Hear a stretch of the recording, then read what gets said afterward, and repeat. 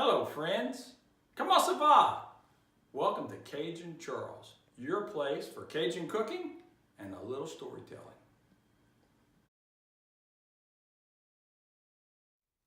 It's the season of Mardi Gras in Louisiana and also Mississippi, Alabama.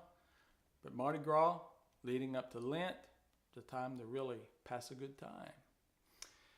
And before I get started on what we're going to cook today, if you've got time, it'd be worth your while to go on to YouTube and type in Mardi Gras songs or even the Basile Mardi Gras song and take a listen.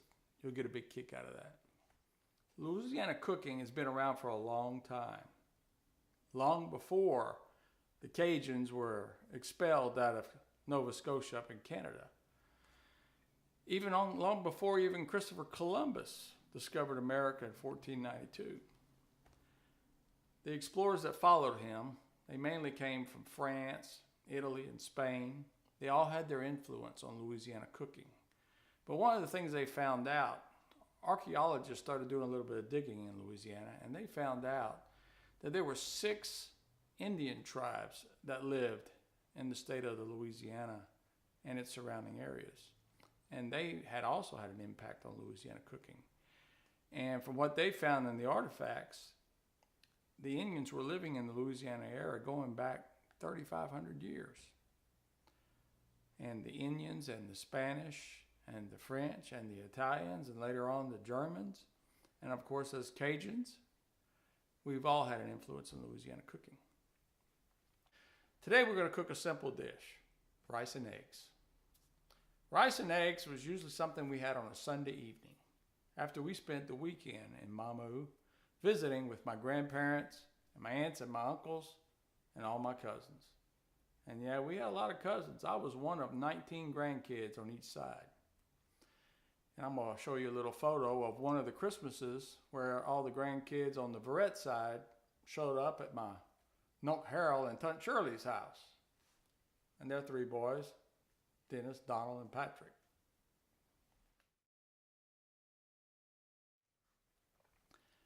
As you can see, there was quite a few of us. And after a weekend of spending time with all our cousins, and we ate well, by the time we got home on Sunday night, my mom and dad were not in the mood to cook. And since rice is a staple of the majority of Cajun dishes, we usually had rice left over in the refrigerator, and we had eggs. So my mom and dad would make us rice and eggs. And I'm going to show you how we had rice and eggs. Of course, the staples are, you got to have a little bit of leftover rice. And then you have the Trinity. You have your celery, bell pepper. I like red bell pepper.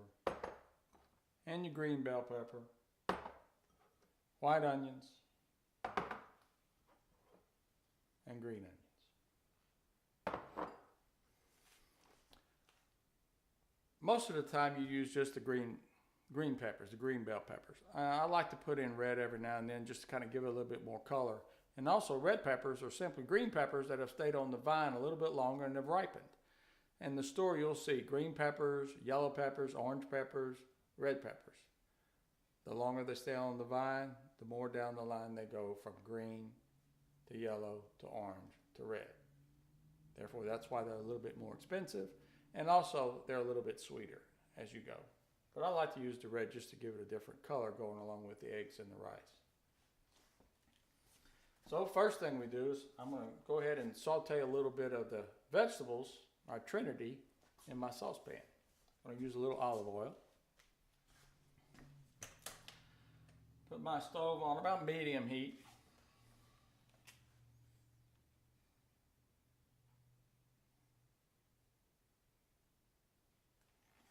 Put a little olive oil in there.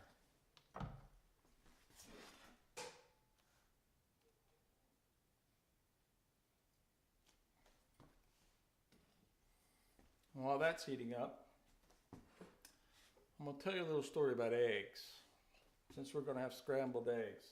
And I'm going to use 5 eggs today. I usually, however many people you're feeding, that's how many eggs. Sometimes you might want to have a little leftovers, just a few more eggs. Anyway, down in South Louisiana, Bear here, he'd been married to Miss Annette for a long time. And Miss Annette, she had a box underneath her bed. And she told Bear, you don't ever look in that box now. That's my box. Don't you look in that box. So time went on, and Bear never looked in the box. He wanted to, but he didn't look.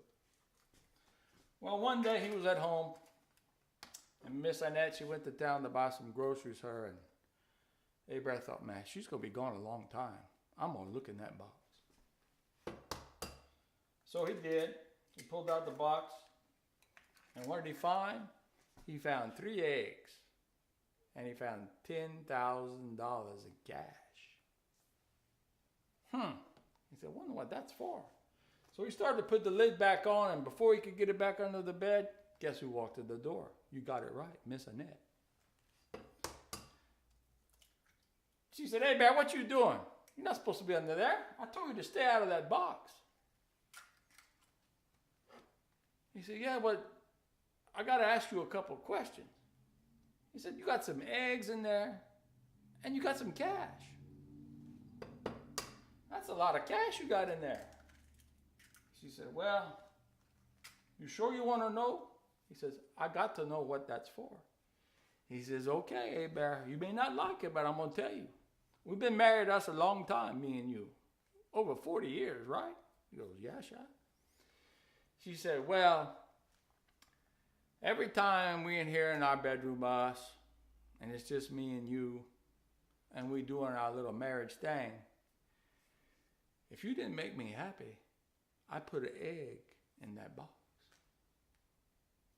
So Abraham, he thought for a second. He said, 3 eggs. That ain't bad. 3 eggs in over 40 years. You know, that's not bad. He said, but I got another question for you. He said, that $10,000. Where'd that come from?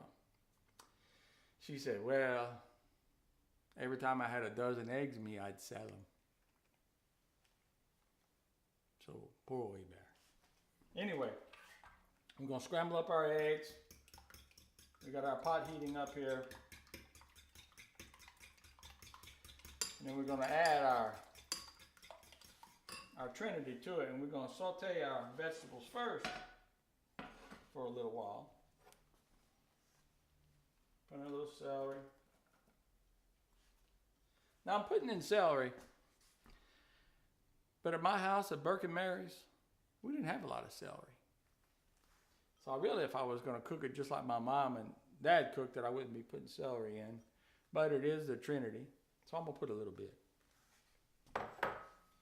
Then I'm going to put a little bit of green bell pepper. And the amounts, you know, it all depends on how much you're making. And how many people you're cooking for. But for this 4 or 5 eggs, I'm probably putting in, I don't know, about 1/3 of a cup of each.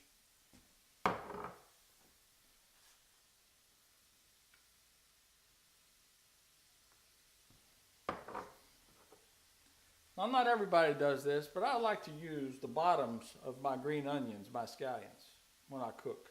I don't like to waste anything.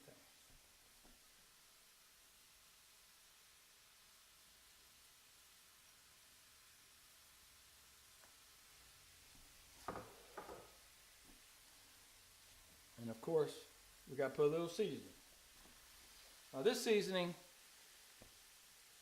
I just make it easy for myself. It's a combination of red pepper, black pepper, white pepper, garlic powder, onion powder, and a few other things.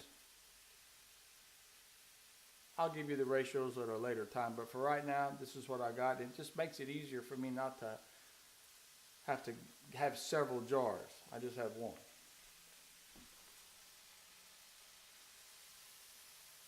I always put a little seasoning. Now, how much do I put? Well, I was taught this a long time ago when I was talking to my dad one time about how much seasoning to put in. He said, well, son, he said, let me tell you. This is what I learned. Somewhere you're going to hear a little voice in your head. It's going to be one of your descendants that's already gone to heaven that knew how to cook. And you're going to start seasoning, and you're going to hear this little voice says, that's enough. So that's what I do. I put a little bit, and then I stop. You can always add. You can't take away. So with everything, I always like to season as we're going along. I like to let these cook probably about 5-6 minutes or so, just until they kind of start looking clear.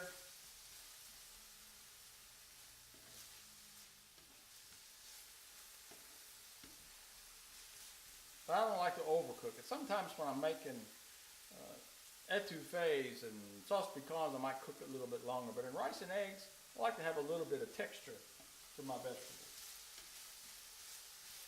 Vegetables have been cooking, sauteing here for about 5 or 6 minutes. They look good. So now I'm going to take my eggs that I scrambled up.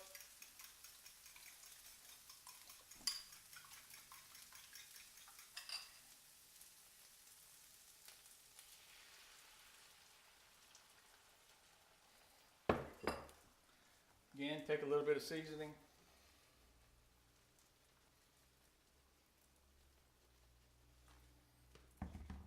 Now when you scramble eggs, just kind of keep pushing the eggs a little bit toward the middle like this. And that makes them a little bit fluffier. Just keep it moving.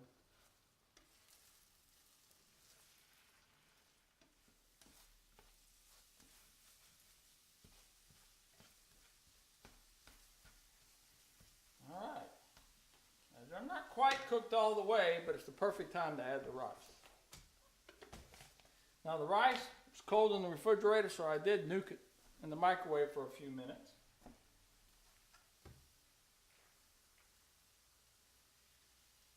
How much rice you put in is just your taste. Sometimes, you know, it's like Cajun cooking is good in that I might be doing this, and then all of a sudden, kids walk in the door and say, hey, what are you making? Rice and eggs? You got enough for me? Sure, I got enough. I just add a little bit more rice. But I usually put enough just to cover the eggs up.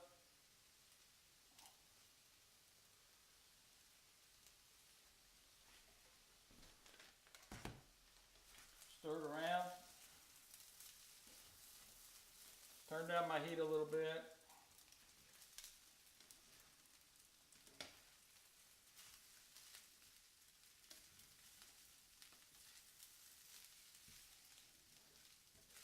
Making a little bit of mess on the stove. Don't tell Miss Lori.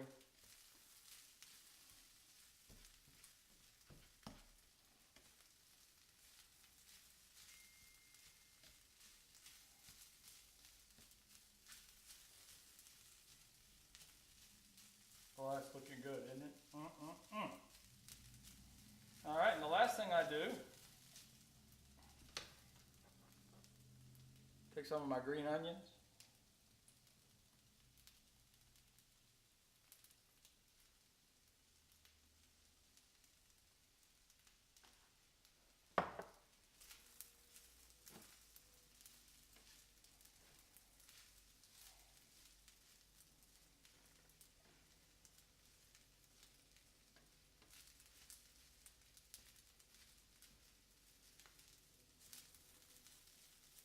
Well, that's pretty. It almost looks like Christmas, all that red and green in there.